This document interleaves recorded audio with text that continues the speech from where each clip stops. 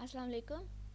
Next जो है वो हम लोग पढ़ते हैं केमिकल कंपोजिशन ऑफ डीएनए। ठीक है, कि जो हमारे पास डीएनए है वो किन किन चीज़ों से मिलकर बना होता है। ठीक है, तो डीएनए है वो पॉलीमर ऑफ रिपीटिंग यूनिट्स का न्यूक्लियोटाइड। ठीक है, न्यूक्लियोटाइड्स के जो रिपीटिंग यूनिट से मिलकर हमारे पास क्या होता है वो डीएनए बना होता है। ठीक है, इसमें हमारे पास दो चीज़ें आती हैं, एक शुगर फॉस्फेट है और दूसरा हमारे पास क्या है, नाइट्रोजनस बेस है। ठीक है, जो हमारे पास सबसे पहले शुगर है, इसमें आरएनए अगर होगा तो उसमें राइबोज शुगर होगी, और अगर उसमें डीएनए है तो हमारे पास कौन होगी, डीऑक्सी राइबोज शुगर होगी। दोनों में ये स्ट्रक्चर अगर इनका देखें ना तो दोनों में सिर्फ ये डिफरेंस है कि यहाँ पे एच प्रेजेंट है और यहाँ पे क्या है, ओ एच प्रेजेंट है। ठीक है, सिर्फ इनमें यही डिफरेंस है।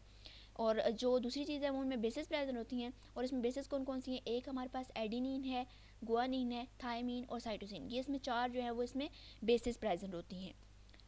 ठीक है, अब नेक्स्ट हमारे पास आता है कि वो जो बेसिस होती हैं वो किस फॉर्म में किस तरह के प्रेजेंट होती हैं, तो उनको हम दो चीज़ों में डालते हैं। एक को ग्रुप को हम प्यूरिन कहते हैं और दूसरे ग्रुप को हम पिरिमिडीन कहते हैं। जो हमारे पास प्यूरिन है इसमें दोनों में डिफरेंस ये है कि जो प्यूरिन है ना, इसमें डबल रिंग होती है, इसमें हमारे पास एडिनिन और गुआनिन आ जाती है, जबकि हमारे पास जो पिरिमिडीन है इसमें दो आते हैं, एक साइटोसिन और थायमीन, जो कि हमारे पास क्या है, पिरिमिडीन्स है। ठीक है, उनको हम पिरिमिडीन्स कहते हैं। नेक्स्ट हमारे पास आता है दो चीज़ें आती है, एक न्यूक्लियोसाइड है और एक न्यूक्लियोटाइड्स है। तो इनमें क्या कहता है कि इनमें क्या डिफरेंस है, तो ये हम लोग इसके स्ट्रक्चर से इनके डिफरेंस को समझते हैं कि ये हमारे पास सबसे पहले न्यूक्लियोसाइड है। तो न्यूक्लियोसाइड में क्या होता है कि ये इसकी बेस है, ठीक है, और ये शुगर है। एक ये बेस प्रेजेंट है और ये शुगर, ये दोनों एक दूसरे के साथ अटैच्ड हैं। ठीक है, ये हमारे पास क्या हो गया, न्यूक्लियोसाइड।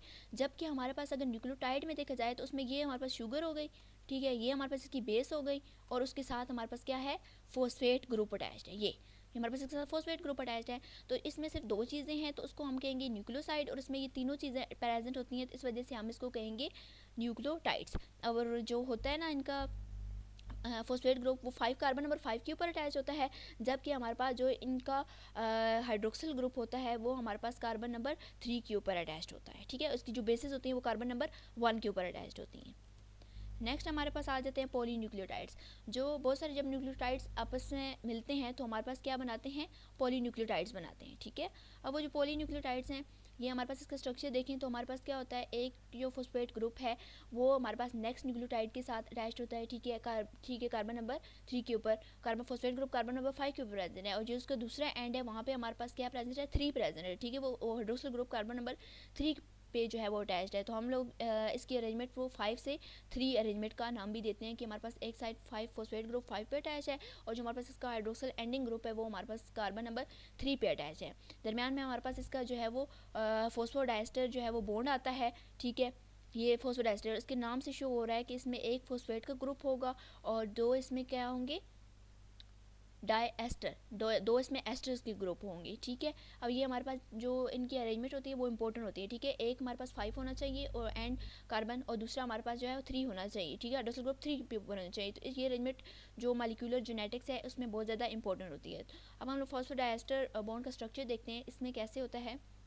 ये हमारे पास इसका स्ट्रक्चर है, इसमें वो क्या कह रहा है कि ये हमारे पास एक न्यूक्लियोटाइड है। ठीक है, ये वाला, ये हमारे पास एक न्यूक्लियोटाइड है इसका, और ये हमारे पास इसका क्या है, ये हमारे पास इसका दूसरा न्यूक्लियोटाइड है। ठीक है, एक न्यूक्लियोटाइड ये हो गया और एक न्यूक्लियोटाइड ये हो गया। ठीक है, अब हमारे पास इसका जो फॉस्फेट ग्रुप है, ये वाला फॉस्फेट ग्रुप, ये वाला, ये कहाँ पे अटैच है, इसके कार्बन नंबर 5 के ऊपर अटैच है, जबकि इसका जो हाइड्रोक्सिल ग्रुप है वो हमारे पास कार्बन नंबर 3 के ऊपर अटैच है। और दोनों आपस में जब मैच करेंगे यानी डाइएस्टर बॉन्ड बनाएंगे जब, तो हमारे पास क्या है, उसको हम उस बॉन्ड को हम लोग नाम देंगे फॉस्फोडाइस्टर बॉन्ड। ठीक है, ये हमारे पास उसके बाद इसकी पोलैरिटी और सिमेट्री के बारे में बताता है कि हमारे पास सबसे पहले एक 5 एंड होगा, नेक्स्ट हमारे पास उस पर 5 कार्बन के ऊपर उसका फॉस्फेट ग्रुप अटैच होगा, नेक्स्ट में 3 कार्बन होगा, और उसके बाद हमारे पास वो किस पे एंड होगा, 3 पे एंड होगा।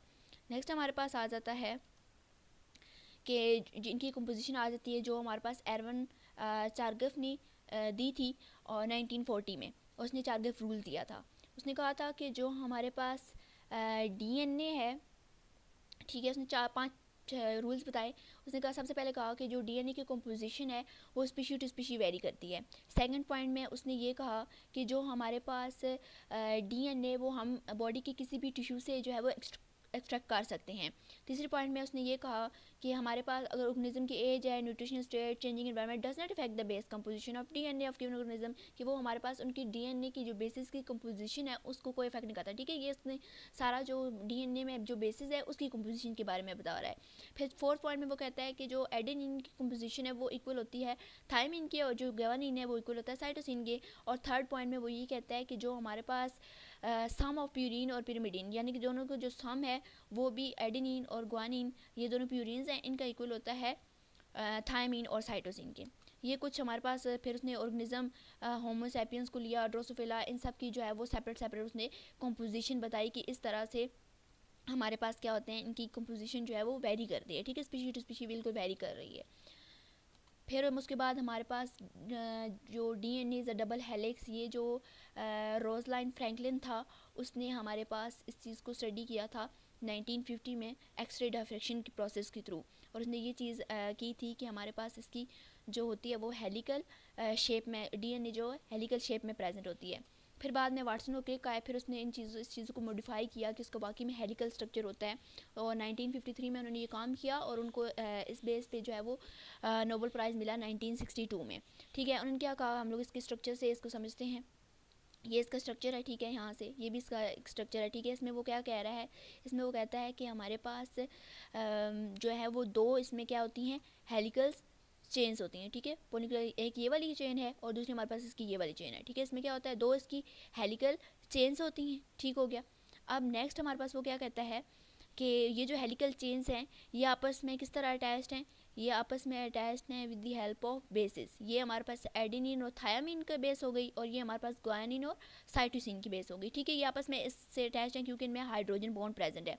अब वो कहता है थायमिन और एडेनिन में क्या होता है, डबल बॉन्ड प्रेजेंट होता है। ये जो दो लाइनें शो हो रही हैं इससे मतलब है कि इसमें डबल बॉन्ड प्रेजेंट है, और जो हमारे पास वो ग्वानिन और साइटोसिन में ट्रिपल बॉन्ड प्रेजेंट होता है। ठीक है, और ये हमारे पास इनकी हेलिकल अरेंजमेंट होती है। ठीक है, अब नेक्स्ट में वो कहता है कि इसकी डायरेक्शन के बारे में भी बताता है कि वो कहता है कि हमारे पास एक अगर हेलिकल एक चेन है ना, एक पॉलीन्यूक्लियोटाइड की जो चेन है उसकी अरेंजमेंट अगर 5 से स्टार्ट होगी तो 3 पे एंड होगी, और जो दूसरा होगा उसकी जो अरेंजमेंट है वो हमारे पास स्टार्ट होगी 5 से स्टार्ट होगी और जो है 3 पे एंड होगी।